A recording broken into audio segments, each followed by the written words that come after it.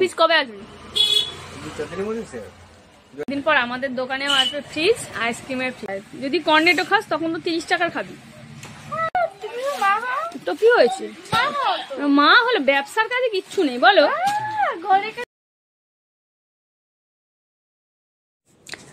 নমস্কার বন্ধুরা, আশা করছি সকলেই খুব ভালো আছো। রুমার ছোট্ট সংসারে নতুন একটি ভিডিওতে তোমাদের অনেক অনেক স্বাগত জানাই। সকালবেলায় মামামকে তো স্কুলে পাঠিয়ে দিয়েছি, সকালবেলা খাওয়া দাওয়া করিয়ে, ওকে যদিও ভাত খাইয়ে পাঠিয়েছি। তারপরে আমি বানিয়ে নিয়েছি এই যে পরোটা আর আলুর তরকারি, একদম নর্মাল কাঁচা লঙ্কা কালো জিরে দিয়ে টমেটো দিয়ে আলুর তরকারি করেছি। তো এখন এই যে রেডি করে নিয়েছি, তোমার দাদা ভাই আর আমি খেয়ে নেবো। তোমার দাদা ভাই খেয়ে দোকানে চলে যাবে, তারপরে আমার কাজ করার পালা। তো খাওয়া দাওয়া কমপ্লিট করে এখন এই যে সবজি কাটতে বসেছি। গতকাল পুঁই শাক নিয়েছিলাম, সেই পুঁই শাকগুলোই আজকে রান্না করব। আর পুঁই শাকগুলো দেখতে এত সুন্দর লাগছিল না, তো লোভ সামলাতে পারিনি, তো ভাবলাম আজকে পুঁই শাক রান্না করি। তো এই যে পুঁই শাক রান্না করব, আর তার সাথে নিয়েছি নিম পাতা আর নিম বেগুন ভাজা খাবো। এখন তো মানে এই সময় কচি কচি বেশ নিম পাতা পাওয়া যায়, তো সেই কচি কচি নিম পাতা দিয়ে কিন্তু নিম বেগুন খেতে খুব ভালো লাগে। আজকে সেই রান্না করব, নিম বেগুন পুঁই শাক আর একটু ঢেঁড়স রান্না করব মাম্মামের জন্য। আর আগে এই নিম পাতা মা কত বলতো যে নিম পাতা খা ভালো, কিন্তু আমি একবারও খেতাম না, কোনোদিনই খেতাম না। তবে গত বছর থেকে এই নিম পাতা খাওয়া শিখেছি। আগে ঘরে নিয়ে এলে তোমাদের দাদা ভাই খেত, কিন্তু আমি খেতাম না। তো চলো এখন সবজিটা কেটে নিই। তো এখন সবজি কেটে রান্না বান্না বসিয়ে দিয়েছি। এখানে যে বেশ বড় বড় করে কুমড়োটা নিয়েছি, আর যে কুমড়োটাও খুব সুন্দর ছিল। তো কুমড়ো পুঁই ডাঁটা আর আলুটা বেশ ভালো করে আগে ভেজে নেব, তারপরে আস্তে আস্তে সবজিটা রান্না করব। আর এদিকে ভাতও বসিয়ে দিয়েছি, তাড়াতাড়ি রান্না করে নেবো। আবার মাম্মামকে আনতে যাব স্কুল থেকে, তবে আমি যাব না, মনে হয় তোমাদের দাদাভাই যাবে। তো সবজিগুলো একটু ভালো করে বেশ ভাজা করে নিয়েছি। এরপর দিয়ে দেবো একটু নর্মাল যেগুলো মশলা, জিরের গুঁড়ো, একটু হলুদ আর লবণ দিয়ে ভালো করে সবজিটাকে একটু কষিয়ে নেব। আর খুব বেশি কিছু মশলা দেব না।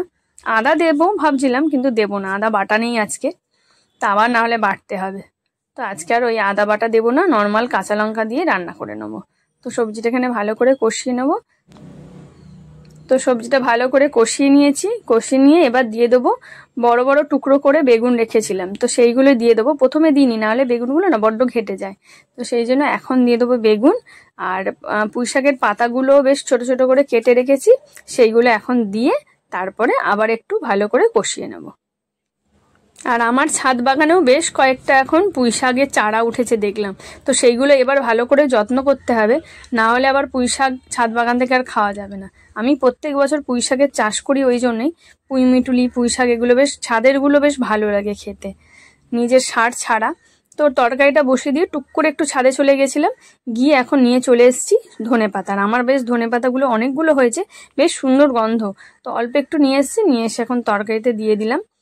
আর তরকারিটা হয়ে গেছে, রান্না বান্নাও এদিকে আমার কমপ্লিট হয়ে গেছে সবকিছু।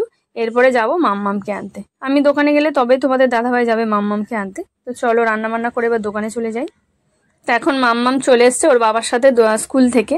আজকে তো পরীক্ষা ছিল, বেশ কয়েকটাই পরীক্ষা এখনো বাকি আছে।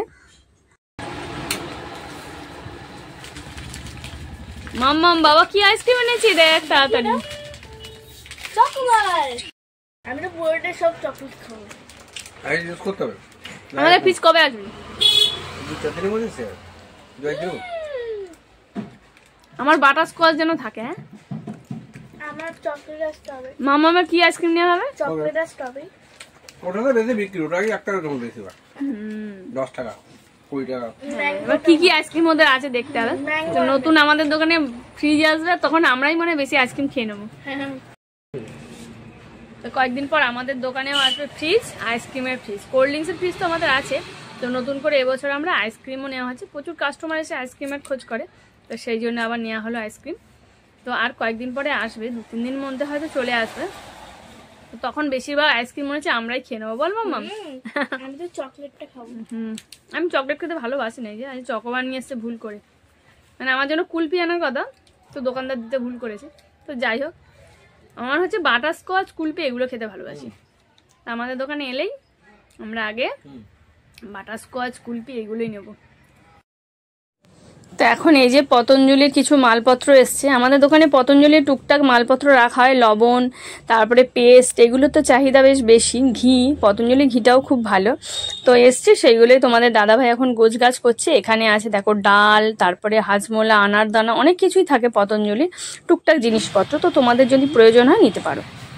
এখানে আছে সয়াবিন অয়েল আর হচ্ছে মাস্টার্ড অয়েল, এগুলো আমাদের ঘরের জন্য নিয়ে যাবো। চলো, আইসক্রিম খাওয়া গেছে তো হ্যাঁ অনেকক্ষণ। কেমন টেস্টি? আর আমাদের দোকানে এলে কেমন খাবি? তখন আর দেবো না, আমি পয়সা দিয়ে কিনতে হবে তখন, আমার দোকানে না, পয়সা নেই, তখন পয়সা দিতে হবে। হ্যাঁ তারপর আমার পয়সা নেই। না, মাম্মাম পয়সা দিলে তবেই আইসক্রিম পাবে, নাহলে পাবে না। তোমার কাছে পয়সা নেই? আমার কাছে পয়সা কেন দেবো? কেন? তুমি তো মা হও। তো কি হয়েছে? মা হও তো। মা হলে ব্যবসার কাজে কিচ্ছু নেই বলো। ঘরে কাছে তো হও। না, ঘরে গেলে আমার পয়সা নেই তো। ঘরে গেলে পয়সা আইসক্রিম, নেই। আইসক্রিমের ফ্রিজ এলে তখন ওই আইসক্রিম খাবি আর পয়সা দিবি না। 10 টাকাই তো ব্যাপার। 10 টাকার কোথায়? যদি কর্নেটো খাস তখন তো 30 টাকার খাবি। হ্যাঁ 10 টাকা।